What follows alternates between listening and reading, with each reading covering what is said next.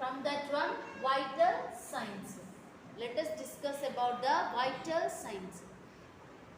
What do you mean by exactly vital signs? The vital signs are indicators. Vital signs are indicators for the physiological status or the physical status of the person. Vital signs are the physical status of person. This physical status of person can be altered or can be influenced by the physical, psychological and environmental factors. Environmental stressors. Vital signs is nothing but indicators. The vital signs are the indicators of the physical status of a person's health. Physical status of a person's health. By checking vital signs, we can see that whether he is a healthy person or sick person. But this physical status of a person can be changed depending upon the physiological factors, psychological factors and environmental factors, or we can call as stressors. Why I call it stressors? If a person is physically stressed out, his BP increases, pulse increases, even sometimes temperature also increases. When psychologically, if you are anxiety, anger, depressed, can all the vital signs be normal? No, they get changed. And environment, if the environment outside it is cool, your body temperature is reduces. If it is hot, your body temperature increases. When the body temperature increases, pulse rate increases, heart rate increases, BP increases. That is the reason I told you the physiological status of a person is nothing but vital signs. These vital signs can be changed depending upon the physical, psychological and environmental stresses. Definition, right? The definition is the vital signs defined as the indicators of the physical status of a person that can be influenced by the physical, psychological or environmental stresses. Guidelines of taking vital signs. What guidelines we have to follow? One person has come to your clinic or come to your hospital. Immediately you should check the person's vital signs. When person comes, we do check height, weight. Along with the height, weight, we will have to check temperature, pulse, respiration and BP. Why the person comes to the hospital? Something is wrong in him. So the vital signs are the first and the foremost things to determine the health status of the person. That is the reason when the person comes to the hospital, the nurse responsibility is to check the vital signs. But check that you should not check immediately. Immediately I mean, so some people delay like 1 hour, 2 hours. The person came with a sickness, and if you delay to check vital signs 1 hour, 2 hours, the patient may collapse sometimes. We don't know which condition he came with, right? To avoid that one, at least ask the patient to sit for 5 minutes and take vital signs. Why I told you to take like 5 minutes gap once the patient has arrived? Because the patient may came by walk or came in the sun rays, or after exercise he might arrive at your hospital. So immediately after exercise, after walk, after drinking water, these all the factors can influence the vital signs. How? After exercise, what is your heartbeat? It increases, right? So after walk, increases heart rate, right? So to avoid the deviations of the normal vital signs, so we'll have to ask the patient to sit for a while and take the vital signs. If any like deviations are there or abnormalities are there, you should know normal range of vital signs to read out the abnormal vital signs, right? And also you should know up to dated knowledge regarding the what in which conditions and all abnormalities of the vital signs can take place. For example, COVID-19. What is the indicator of the severe COVID-19? Decreased saturation rate, right? SpO2 level. If we keep SpO2 probe on the finger of the patient and monitor, if the saturation is 90%, what does it mean? The patient is having less oxygen, only 90% is there. So immediately we should ask the patient to take rest and connect the oxygen, right? If you don't know what is the normal range of the oxygen saturation, what is the oxygen saturation normal range? 100%. But nobody has 100%, 99%, 98%. That is all normal range. If it gets less than the 95%, then the person should go for the oxygen administration. Right? So that is the reason. One of the guideline is you should have the knowledge of normal range of the vital signs and what conditions and all these vital signs can be below the normal range or above the normal range. In case if BP is above the normal range, higher BP, the person came to your hospital and his BP is this much. What does it mean by very high BP, right? Very high BP, and in this case his blood vessels may rupture in the brain and cause the CVA, cerebrovascular accident or arrest, that causes paralysis. So immediately in this case you have to inform to the physician or consultant doctor, or if you have some sprays are available, NTG sprays, nitroglycerin sprays are available to give sublingually. It acts very immediately to reduce the BP in a sudden time, like very short duration it reduces. In that case, with the doctor's order you have to give the spray to save the patient's life. If you don't know the normal range, then that's all. The patient gets affected, right? So that is the reason you should know the normalities. You should know in which conditions the normal ranges can be high or can be low, right? And one more thing is that one more guideline is there. After checking the vital signs, you should record and report. What do you mean by record and report? Report means you can write it in the patient file in a report manner, or records like in the patient records, nurses notes, you can write and give it to the hand over to the next shift and inform to the doctor by showing the same record and reports to the doctor or to the next staff. You should document vital signs immediately after you take, or if any abnormalities if you find, you have to inform to the physician. Why we should inform to the physician? If any abnormalities, we should inform to the physician. By that the physician can take the action to reduce the temperature or to reduce the pulse rate. If you don't inform, if you keep yourself, what is the purpose of taking vital signs? So to avoid the mistakes or to avoid the delay care, immediately if you find that there are variations in the normal range of vital signs, you will have to inform to the doctor. And when to check the vital signs? When to check? After admission. After admission of the patient, we will have to check the vital signs.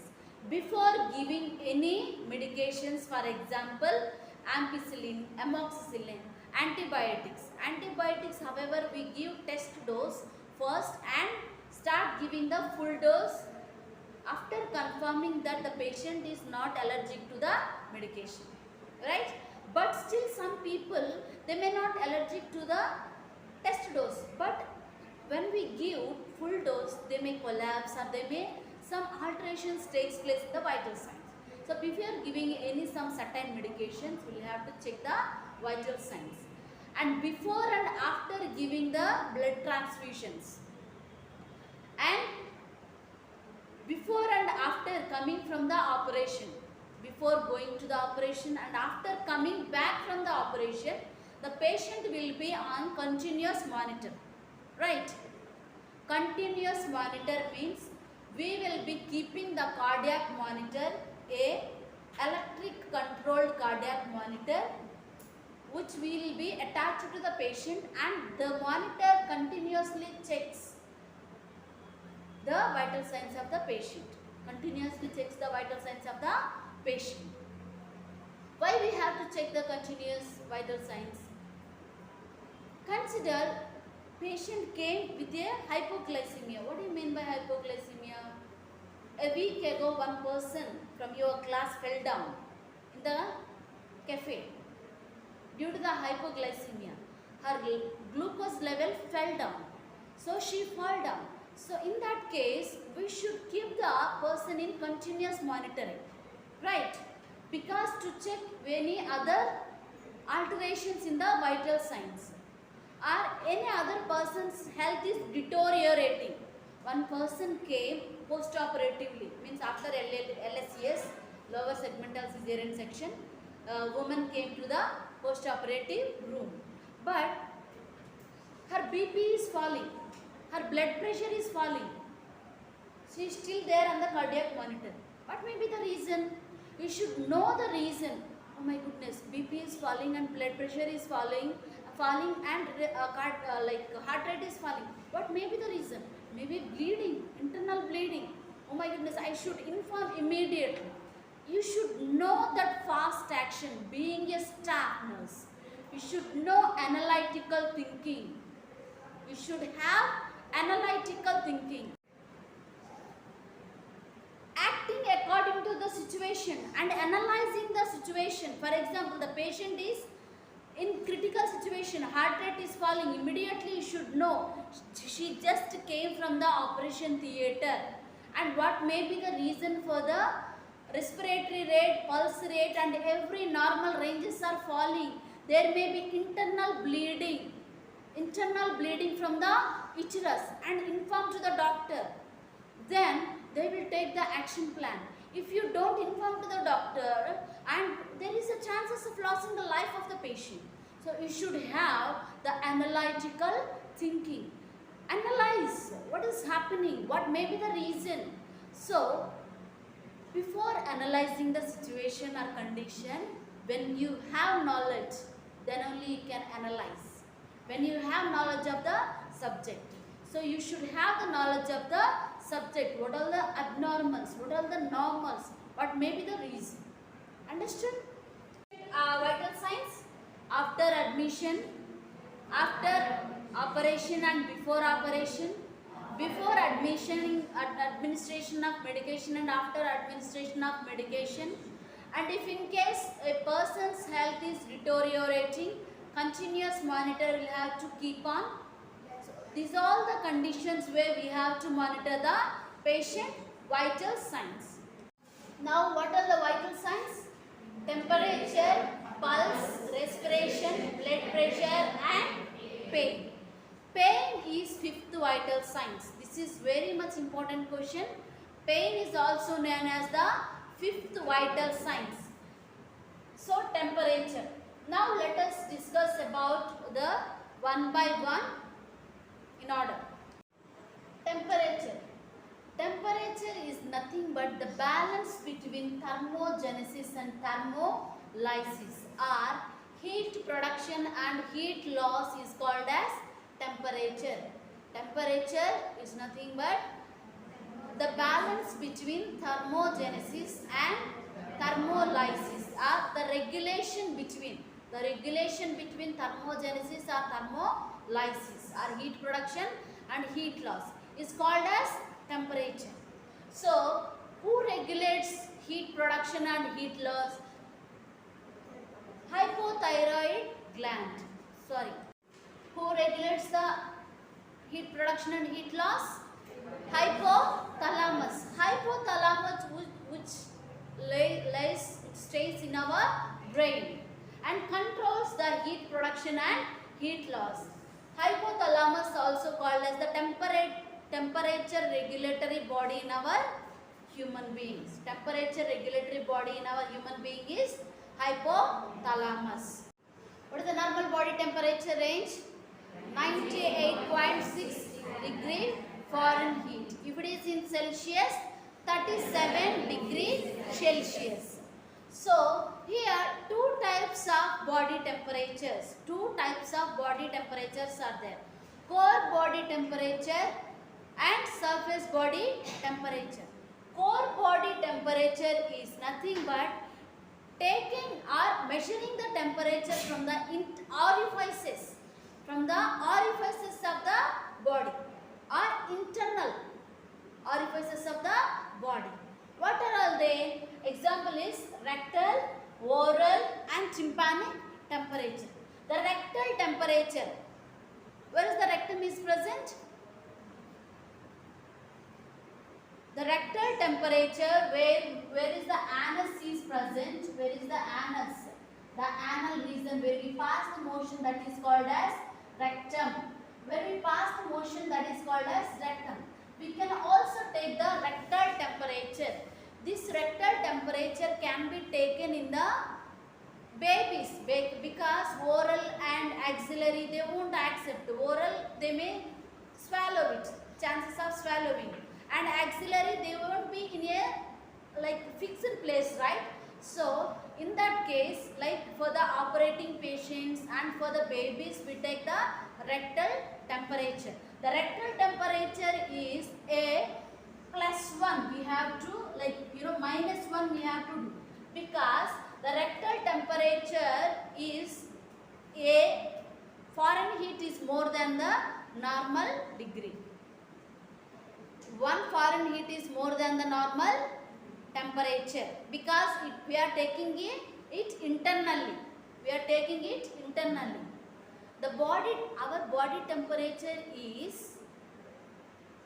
lesser than the blood temperature. Do you know that? The blood temperature is 37 degrees Celsius, body temperature. But blood temperature is 37.5 degrees Celsius.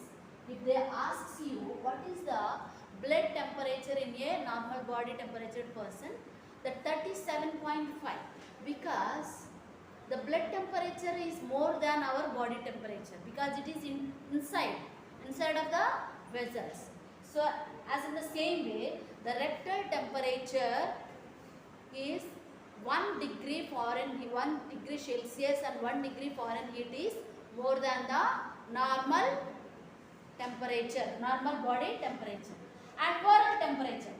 Oral temperature also called as accurate temperature. This is the most accurate temperatures. Even rectal temperature also called as accurate temperature. Most accurate temperature sites. These are all the sites where we have to measure the temperature.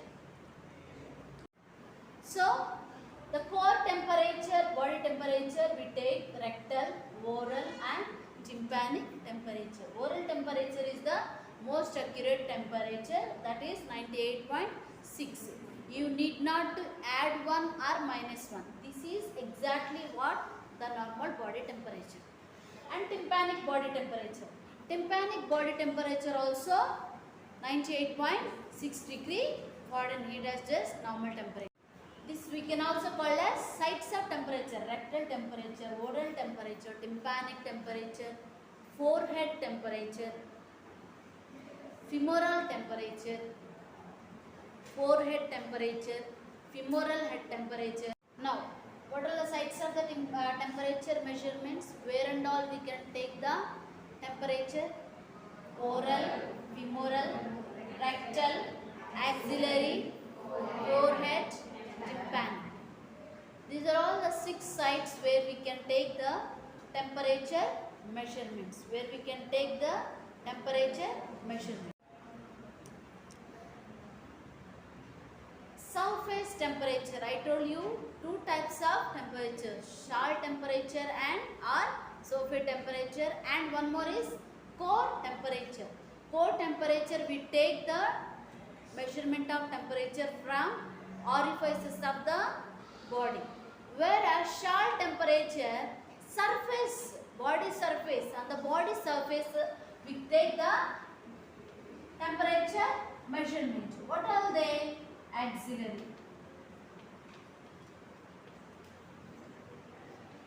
femoral, axillary temperature, femoral temperature and forehead. Axillary temperature normal range is 97.8 degree Fahrenheit. For this one, we'll have to add 1 point. We have to add 1 point because this is the surface body temperature. It is not the exactly body temperature. That is the reason we'll have to add 1 point here. Even femoral temperature. The femoral temperature also we have to add 1 point. The range is same as axillary body temperature. And even forehead temperature also we should add 1 degree Celsius or 1 point to the temperature, because these three are surface body temperatures. These three are surface body temperatures where we have to add 1 point. Whereas rectal temperature we have to do -1 because it is 1 degree more than the normal. Whereas oral temperature is the accurate temperature where we need not to add 1 or deduct 1. It gives exactly the body normal temperature.